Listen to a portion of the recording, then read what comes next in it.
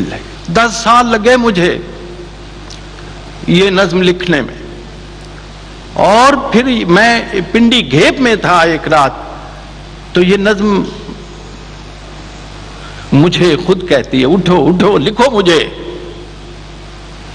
तो वो नज्म मैंने लिखी और मुझे बाद में एहसास हुआ कि ये नज्म पाबंद नहीं थी, नज्म वो मुअर्रा थी। उस वक्त मुझे कोई नज्म अपनी शक्ल सूरत सब कुछ साथ लेके आई थी। और वो नज्म ये है, बिल्कुल सच्चा वाकया। जो लड़के हैं दो, इसमें उनके नाम भी वही थे। लड़के का नाम है बशीर, नज्म पंजाबी में है बशीर। दूसरा उसका क्लास फेलो है अकरम, वो जरा देर से आया है। मास्टर जो है, मुंशी जिसे कहते हैं, वो उससे पूछता है कि तू लेट क्यों है। एक्सप्लेनेशन उसकी काल होती है। और आज मैं आप लोगों की मौजूदगी में ये बता रहा हूं कि वो मास्टर मैं खुद था। आज मास्टर ने पूछता मुंडे ने पंजाबी दी नज़म, आज बड़ी देर नाल आया ओ बशीर आ, वो है तेरा पिंड है ते नाल ही स्कूल है, ते जाएगा तू मेरे को हड्डियां पना के ते आया है, तू आज 2 मिनट टलियां कुछ आके।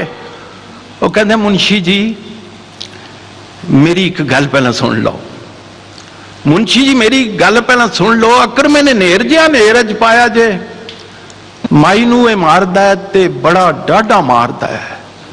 अज इस भैड़के ने हद पई मुकाई है, ओनू मार मार के मदानी बन सट्टी सू। बंदे कट्ठे होने ते उथों भज वग्या है, चुक के किताबां ते स्कूल वाल नस्या है। माई एदी मुंशी जी घर साडे आई सी, मुंह उत्ते नील सन, सुजा होया हाथ सी, अखां विच अथरू ते बुल्लां विच रत सी। कहन लगी सोनिया वे पुत्र बशीरिया, मेरा ही काम भी तू करियां झीरिया, रोटी मेरे अकरमे दी लई जा मदरसे। माईए दी मुंशी जी घर साडे आई सी, मुंह ते नील सन, सुजा होया हाथ सी, अखां विच अथरू ते बुल्लां विच रत सी।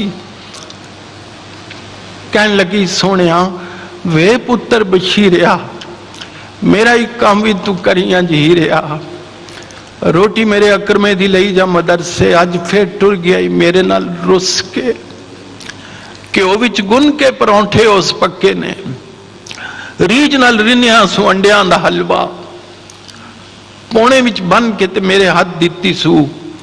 इहो गल आखदी सी, मुड़ मुड़ मुंशी जी छेती नाल जाई बीबा, देरियां ना लाई बीबा, ओदियां ते लूसदियां होणगियां आंदरां। भुखा भाणा अज जो स्कूले टुर गया है, रोटी उन्हें दिती है, मैं भज्जा लगाया जे, अकरमे ने नेर जिहा नेर अज पाया। बहुत शुक्रिया।